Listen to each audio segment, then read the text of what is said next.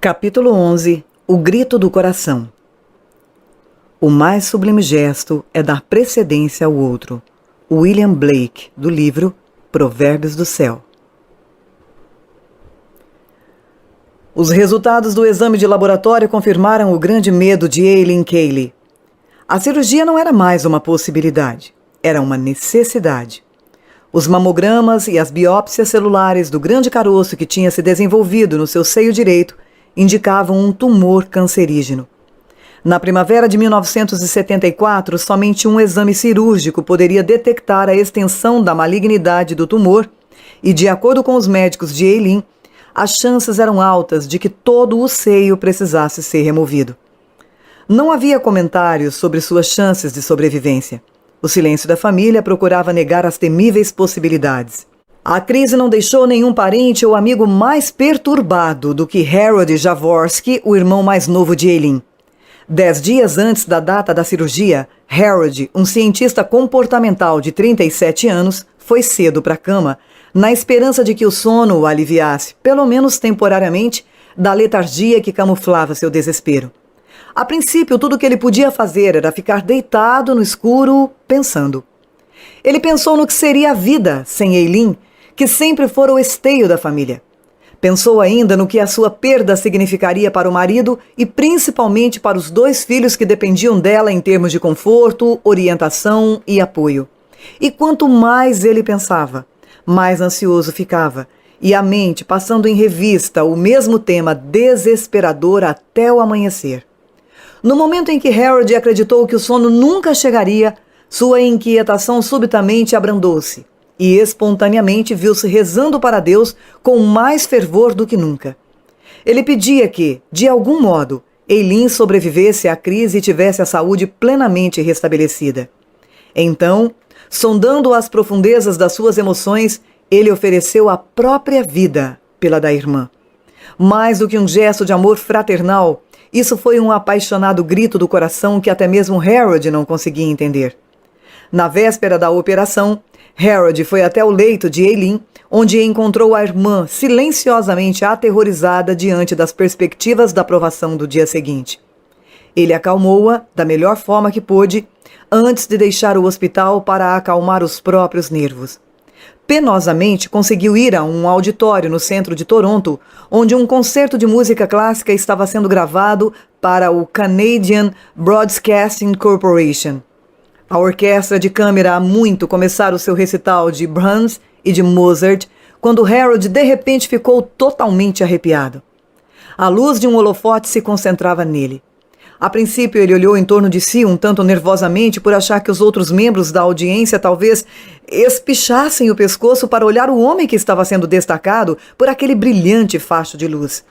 Mas logo percebi, disse Harold, que ninguém estava olhando para mim, porque ninguém mais estava vendo aquela luz. Então uma lufada de êxtase passou arrebatadoramente sobre mim. Atingiu-me como uma onda gigantesca desde os pés até em cima. Perdi toda a noção de tempo. Senti-me atraído para o brilho. Meus olhos fecharam e lágrimas rolaram por minha face. E no centro dessa estranhíssima experiência eu fiquei sabendo. Eu sabia que a minha irmã ficaria boa. A experiência de Harold é conhecida como consciência cósmica, um termo que se origina de um livro com o mesmo nome, escrito por um canadense, o Dr. Richard Buck, e publicado pela primeira vez em 1901. Escreveu o Dr. Buck: a principal característica da consciência cósmica é, como seu nome faz supor, uma consciência do cosmos, isto é, da vida e da ordem do universo. Juntamente com a consciência do cosmo, ocorre um esclarecimento ou iluminação intelectual que, por si só, colocaria o indivíduo num novo plano da existência. Torná-lo-ia quase um membro de uma nova espécie. A isto se acrescenta um estado de exaltação moral, um indescritível sentimento de elevação e de júbilo, e uma aceleração do sentido moral, que é vital e mais importante para o indivíduo e para a raça do que a capacidade intelectual aprimorada. A esse estado acompanha o que pode ser chamado de uma sensação de imortalidade, uma consciência de vida eterna. Não uma convicção de que um indivíduo a terá, mas a consciência de que já a tem. Incorporando uma brilhante iluminação e uma perda da consciência temporal, a consciência cósmica pode ser uma súbita e espontânea liberação de lembranças do estágio entre as vidas recente, ou então uma perfuração pessoal transitória da membrana que separa a vida encarnada da experiência desencarnada. No dia seguinte, Harold calmamente voltou ao hospital para aguardar o resultado da cirurgia de Eileen. Terminada a operação, ele se aproximou do cirurgião, que sacudia negativamente a cabeça por não conseguir acreditar. Não somente descobriram que o tumor era benigno, mas também que havia encolhido tanto que mal pode ser localizado. O resíduo não maligno foi seccionado, a mastectomia foi evitada e ela saiu, convalescente, para uma completa recuperação. Um ano depois, Harold contraiu hepatite, vírus grave e às vezes fatal que ataca o fígado. Os sintomas típicos da doença? Náuseas, vômitos, fadiga e icterícia. O deixaram empenhado numa batalha permanente que o manteve afastado do trabalho durante quase 3 meses. Por 9 meses seguidos, ele não teve nenhum motivo para questionar seu estado de saúde. Mas em maio de 1976, ele notou que seus tornozelos estavam inchados. Posteriormente, um check-up médico detectou quantidades anormais de proteína na sua urina. E testes feitos por um médico residente estabeleceram a necessidade de uma biópsia nos rins. Em agosto, o médico residente determinou que Harold estava sofrendo de uma doença dos rins de origem desconhecida, potencialmente fatal. O médico residente não se mostrou nem um pouco otimista. É uma pena que você não seja uma criança, disse ele ao paciente, porque há uma maior chance de recuperação com as crianças. Quando Harold soube que as chances de sobrevivência de um adulto eram avaliadas entre 10% e 20%, sentiu-se como um homem que acabara de ouvir a própria sentença de morte. Tudo o que o médico residente podia fazer, disse ele, era aconselhar-me a reduzir minha ingestão de sal. Naturalmente, Harold procurou em outros lugares a salvação médica. Por fim, descobriu um especialista renal, num hospital de Toronto, que o alarmou com a notícia de que, se o seu vírus de hepatite do ano passado ainda estava ativo, apesar de toda a ausência de sintomas, significava que realmente a situação era séria.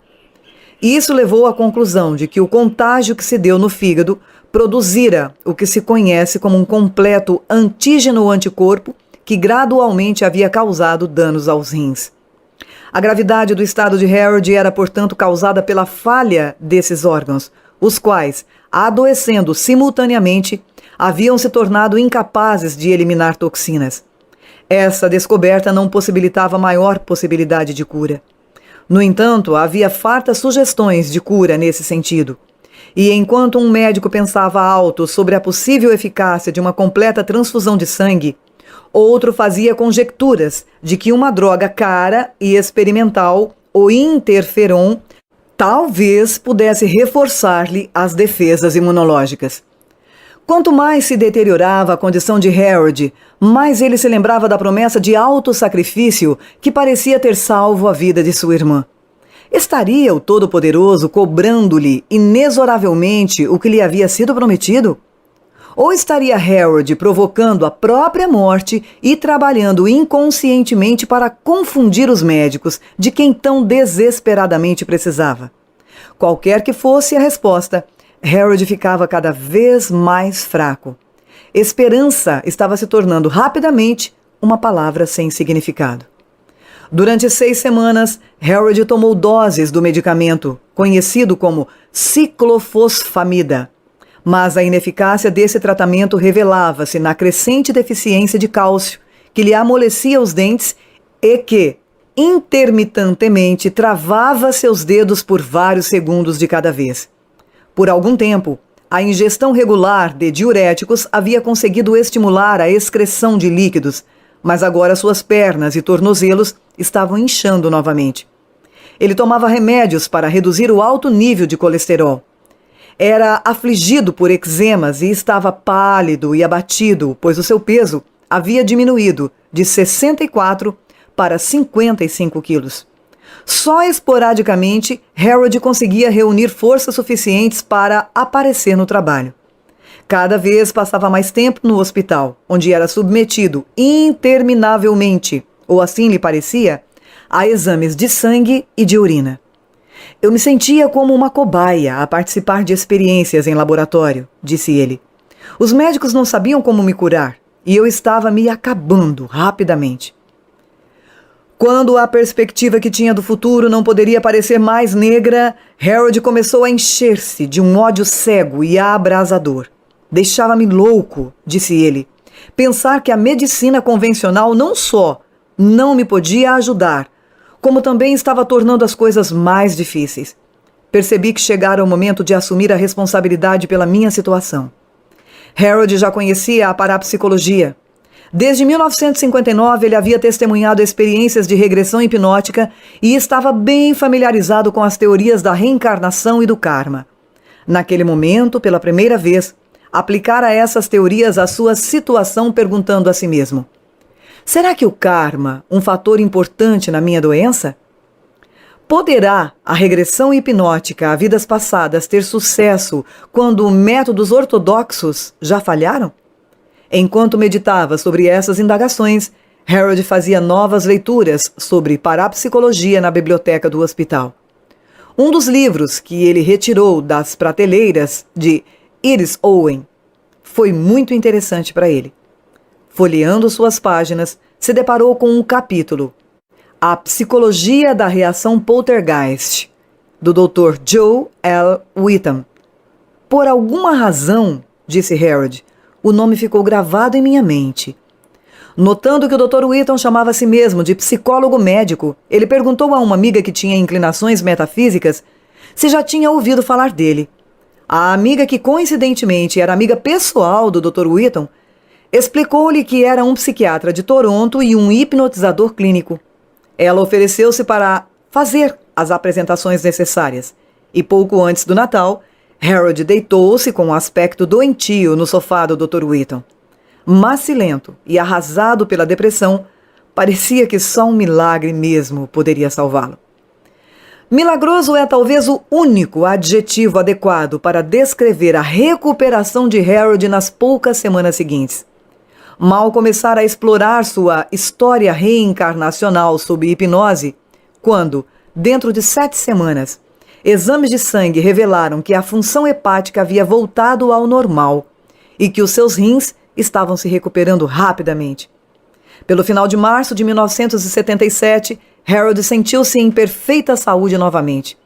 Embora os motivos para essa extraordinária reversão estejam abertos à especulação, não é desarrazoado supor que o simples fato de tocar numa existência anterior, na qual Harold tinha incorrido num grave débito kármico, tenha sido suficiente para libertá-lo de uma necessidade inconsciente de ceder sua própria vida em compensação desta vez. A natureza precisa da recuperação de Harold. Ainda é algo indiscutível, porque muita coisa ainda está para ser aprendida sobre os efeitos físicos de encontros com vidas passadas. Quando recuperou a saúde, Harold ainda não explorara nenhuma das suas encarnações anteriores em profundidade. Ele havia passado em revista 7 vidas, inclusive a de um guerreiro viking chamado Thor, que viveu por volta de 1000 depois de Cristo. A de Harry, um estivador folgazão que viveu na Inglaterra na era elisabetana.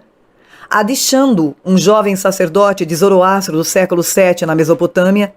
A de um menino americano chamado Barrett, que morreu de varíola em 1911, e a de Edgar Courtney, um jovem oficial do exército da Virgínia, cuja morte ocorreu durante os primeiros dias da Guerra Civil Americana. 6 meses de sessões hipnóticas haviam decorrido antes de a vida de Edgar Courtney surgir como a existência que maior influência exerceu sobre a sua atual encarnação. Em todas as sessões, as investigações do Dr. Whitham reconstituíram uma trágica história, concernente a Edgar e a sua irmã Sarah, que agora era a irmã de Harold, Eileen. Seu malfadado relacionamento na América do século XIX explica muito satisfatoriamente os sentimentos reprimidos de culpa que Harold experimentava com relação à irmã. Uma sensação de culpa suficientemente forte para dar origem à sua ardente oferta de autossacrifício para que Eileen pudesse viver. Eis um relato recomposto da sua história anotada nas sessões de transe de Harold. O afeto que Edgar e Sarah Courtney sentiam um pelo outro é evidente por si mesmo, enquanto crescem juntos numa grande propriedade rural perto de Harrisonburg, Virgínia. Quando Edgar está com 12 anos e Sarah com 16, o seu afeto mútuo chega até a breve relação incestuosa.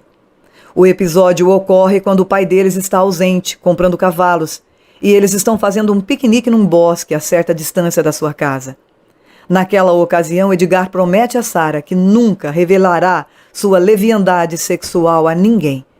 Mas, alguns anos depois, quando Sarah fica noiva de um pretendente, a quem Edgar despreza, ele se sente compelido a revelar o segredo para afastar o homem. O pacto, quebrado rapidamente, se transforma em mexericos e num escândalo para toda a comunidade. Tendo caído em desgraça, Sarah é forçada a sair de casa. A vergonha não lhe dá tréguas, e quando ela não consegue mais suportar a solidão e o tormento, ela comete suicídio. O remorso de Edgar é amargo e sem limites. Tendo-se alistado numa academia militar, ele se lança voluntariamente na mais encarniçada luta em favor do exército confederado quando a Guerra Civil Americana é declarada. Num dos primeiros combates da guerra, Edgar é baleado no estômago e no ombro esquerdo. Ele morre em agonia no campo de batalha, suplicando a Deus por sua vida. Afastando-se dessa última cena horrenda na qual ele segurou o estômago e sentiu sangue quente e viscoso derramar-se por sobre as mãos, Harold tremia ao recuperar a consciência. A despeito do clima quente de julho e de uma temperatura ambiente acima de 30 graus, ele viu-se obrigado a esfregar os braços e as pernas por vários minutos para gerar calor corporal suficiente para fazê-lo sentir-se confortável. Uma brusca queda da temperatura do corpo resulta, ocasionalmente, de experiências altamente emocionais durante o transe profundo. O Dr. Whitton mantém um cobertor no seu consultório para tais eventualidades. A vida passada e imediata de Harold e a de Barrett, que morreu com a idade de 7 anos numa comunidade chamada Quincy, nos Estados Unidos. Existem pelo menos 12 povoados com esse nome na América, e Harold nunca descobriu qual deles havia sido o lugar onde ele sucumbiu às devastações da varíola em 1911. Qual é o seu nome do seu estado natal? O Dr. Whitton pergunta a Harold. E ele responde, eu não sei, com uma voz juvenil. Terei de perguntar à minha mãe. Com base em cálculos terrestres, Harold havia passado 26 anos no estágio entre as vidas, entre sua morte como Barrett e o seu renascimento em 1937. Ele não acompanhou a consciência de Barrett desde a infância adoentada até o estágio entre as vidas. Em vez disso, ele entrou logo no estágio em encontrando seu próprio eu desencarnado, lamentando a morte do garoto. Saindo apavorado da metaconsciência, Harold relatou o seguinte. Eu olhava para baixo, para Barrett que estava deitado na cama com uma camisa branca. Embora soubesse que ele estava morto, eu não queria abandoná-lo. Mas alguém de longe me chamava e eu tinha de ir. Encontrei-me numa enorme sala sem paredes, sem teto. Eu olhava para cima, como o fazem as crianças, para as muitas outras personalidades que conversavam entre si. Elas não pareciam se interessar por mim. Eu era apenas uma criança, e eles estavam ocupados conversando um com o outro. Era estranho que eu tinha o ponto de vista de uma criança, ao passo que em outros sentidos eu me sentia bastante velho. Não havia cor na cena. Era como se eu estivesse olhando um negativo ou uma fotografia em preto e branco. Barrett parecia estar no processo de fundir-se gradualmente com o seu espírito superior ou identidade eterna, que não tinha tempo, substância ou nome, e que, contudo, era mais ele próprio do que qualquer das encarnações que havia encontrado durante a terapia. Enquanto ele esperava na sala sem paredes, entre aspas, a qual percebeu ser uma antecâmara para os recentes sobreviventes da morte física, foi abordado por um homem idoso que colocou as mãos sobre os ombros do garoto. É engraçado, sussurrou Harold em transe, que eu não tenho ombros. Não tenho mais medo, acrescentou ele. Barrett se foi.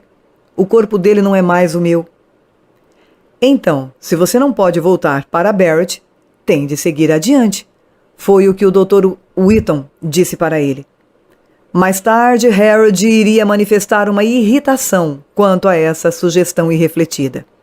Simplesmente não existe tempo no espaço que há entre as vidas, ele insistiu.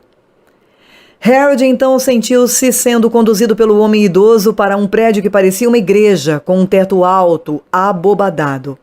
Seu venerável acompanhante partiu, e 3 seres maduros, vestidos de branco, entraram e se sentaram atrás de uma mesa. O conselho de julgamento havia chegado. Harold lembra que o ponto principal dos conselhos que davam era que ele deveria estudar durante o tempo entre as encarnações e fazer todos os esforços para não desperdiçar sua experiência. Encorajado pelo Dr. Wheaton a buscar descobrir quaisquer danos que tinham sido estabelecidos para a encarnação vindoura, Harold visualizou sua mãe do modo como era antes do seu nascimento. Era como se eu estivesse olhando a fotografia dela quando jovem, ele comentou. Harold também viu seu pai e o reconheceu como um tio afetuoso que muito o apoiou quando da sua vida na Virgínia do século XIX. Eileen também estava lá, usando a mesma identidade de Sarah, a irmã de Edgar Courtney. As explorações de Harold no estágio entre as vidas confirmaram que ele havia escolhido encarnar com a intenção de reunir-se à sua irmã para que eles pudessem partilhar dos débitos kármicos. Ele ficou sabendo que a realização da harmonia era a principal finalidade da sua vida atual. Soube também que esse propósito estaria ao seu alcance por meio da lembrança, nos seus 30 e tantos anos, da natureza específica do envolvimento kármico. O modo exato como essas lembranças seriam recordadas não foi especificado, mas ele agora entendia por que havia decidido castigar-se com todo tipo de punições. Ele estava procurando desmascarar e resolver as vilanias do passado. Minha doença não figurava no meu roteiro kármico, disse Harold. Deduzi que foi uma coisa que eu criei para cumprir o meu plano. Nessa percepção, ecoam as palavras de Howard Murphy. Abre aspas. Somente os padrões, os delineamentos das nossas vidas são ordenados, e nós mesmos escolhemos esses padrões. Os detalhes nós inserimos quando percorremos a larga estrada do nosso destino escolhido. Fecha aspas. Hoje Harold está sempre atento ao que aprendeu pela exposição a várias encarnações e ao estágio entre vidas. Ele está infinitamente mais consciente da sua razão de ser e, em consequência disto, percebe que não tem tempo para superficialidades nem para frivolidades e aspectos mais triviais da existência. Ele continua a viver como um homem que ressuscitou da morte, o que de fato não está muito longe da verdade. Após a surpreendente recuperação da irmã, ele ficou convencido de que sua oferta de troca significara o confisco da sua vida. Era esta certamente a maneira como a situação parecia estar se desenvolvendo. Mas ele veio a saber que havia um plano mestre sobrepondo-se a tal temível conjectura. Esse plano decretava que, ao invés de morrer prematuramente, ele devia viver e lembrar a bem da reconciliação e da harmonia. A recuperação de Harold talvez não tivesse ocorrido se ele não seguisse a sua intuição, nem se envolvesse ativamente no processo de cura. A autorresponsabilidade leva à autodeterminação. A aceitar o processo da reencarnação é aceitar que somente assumindo a responsabilidade completa por nós mesmos, podemos esperar alcançar o rápido crescimento pessoal através do ciclo dos sucessivos renascimentos. Quanto à irmã de Harold, Eileen, não tem conhecimento da história oculta que está por trás dos seus respectivos milagres, entre aspas. Médicos nem sabe dos detalhes do seu envolvimento kármico. Disse Harold. Eileen não se sente confortável com a ideia da reencarnação e eu não quero melindrá-la. Há um outro aspecto intrigante nessa situação, a qual, embora não relacionada com as questões kármicas do momento, é algo convincente no que tange à validade das vidas passadas lembradas de Harold. Enquanto estava sob profunda hipnose, relembrando 2 das personalidades das suas vidas passadas, Thor, o viking, e Xandu, o sacerdote de Zoroastro, Ele começou a se recordar e a ouvir as línguas que falava durante essas encarnações. Quando Harold estava revivendo sua vida como Thor, o Dr. Wheaton sugeriu-lhe que transcrevesse foneticamente as pronunciações que estavam sendo emitidas. Harold reagiu, escrevendo 22 palavras e frases, nenhuma das quais ele entendia. Trabalhando independentemente, autoridades linguísticas que falavam islandês e norueguês posteriormente identificaram e traduziram 10 dessas palavras como sendo nórdico antigo, a língua dos vikings, precursora do islandês moderno. Várias outras palavras pareciam ter derivação russa, sérvia ou eslava, e essas foram também identificadas. A maioria das palavras estava relacionada com o mar, precisamente o tipo de comunicação verbal que se podia esperar de um guerreiro viking. O Dr. Thor Jacobson, um cientista pesquisador junto ao Departamento do Meio Ambiente do Canadá e especialista em língua islandesa, estudou as transcrições feitas por Harold e concluiu que muitas palavras, inclusive aquelas para tempestade, coração e iceberg, eram definitivamente de origem islandesa. Que o fato de algumas palavras terem sua origem em outras línguas só corroborava a tese da autenticidade da transcrição, porque os incansáveis e belicosos vikings vagaram por todos os cantos da Europa. Seria apropriado a um viking falar uma língua que contivesse palavras e frases de outras línguas daquele período, foi o que ele destacou. Eu diria que isso estaria de conformidade com o padrão linguístico dos errantes vikings. Xenoglossia é o termo dado à capacidade de falar uma língua desconhecida para o falante, ao passo que xenografia descreve sua expressão escrita. A princípio, Harold ficou um tanto descrente da sua habilidade xenoglóssica, mas convenceu-se da autenticidade do material quando a sua insistente exclamação "Roko, Roko", em transe, foi identificada com o islandês rock ou tempestade. Estávamos em alto mar, disse Harold, relatando a sessão hipnótica em que essa palavra lhe veio à mente. E eu podia ver aquela grande tempestade começando a se formar e estava gritando para os remadores do meu barco. Minha mente estava a me dizer que eu estava gritando: "Vamos sair daqui!" Para os especialistas, traduzir a palavra como tempestade fazia perfeito sentido, embora a tradução não tenha sido exatamente a que eu esperava. Uma observação. No livro impresso, o Dr. Wheaton traz uma sequência de palavras ditadas por Harold na grafia em viking, depois na tradução islandesa e depois em outra coluna a tradução na língua portuguesa, que eu optei por não colocar aqui justamente pela dificuldade da pronúncia. Damos sequência à narração do livro. Assim que a vida anterior de Harold como Shando foi descoberta, o Dr. Wheaton hipnotizou seu paciente enquanto ele estava sentado numa escrivaninha segurando um lápis. Primeiro transportou-o até o seu nascimento na Mesopotâmia há mais de 1.300 anos. Depois, instruiu-o a avançar no tempo até a idade em que ele já sabia escrever e a reproduzir na língua da época, o equivalente de palavras como irmão, casa, roupas, povoado e assim por diante. Segurando o lápis muito levemente, Harold cuidadosamente criou uma misteriosa escrita de estilo arábico com uma caligrafia trêmula, como a de uma criança. Quando eu olhei para o que tinha feito, disse Harold, só consegui ver uma porção de garranchos. Achei que era puro lixo. O Dr. Wheaton, entretanto, pensava diferente. Não tendo sucesso em localizar nas bibliotecas livros com reproduções de escritas antigas que combinassem com a suposta caligrafia do seu paciente, ele por fim submeteu as marcas de lápis ao Dr. Ibrahim Pourhad, um especialista em persa antigo e em línguas iranianas da seção do Oriente Próximo da Biblioteca do Congresso de Washington. Depois de um minucioso exame das amostras, o Dr. Pourhad afirmou que os garranchos, entre aspas, constituíam uma representação autêntica de há muito já extinta língua chamada Sassanid Pahlav, que era usada na Mesopotâmia entre os anos 226 e 651 d.C., e que não tem nenhuma relação com o iraniano moderno.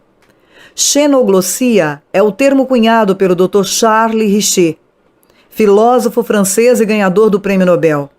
A palavra é derivada do prefixo grego xeno, que significa estranho ou estrangeiro, e a palavra glossa, que significa língua. Nos tempos medievais, a xenoglossia era considerada como um principal indicador da presença de um demônio. Um texto católico de 1608, de demonologia, relaciona esse fenômeno raro e geralmente involuntário como um dos 47 sinais prováveis da possessão demoníaca. Nos últimos 100 anos tem-se afirmado a opinião geral de que a xenoglossia sugere a expressão de lembranças subconscientes.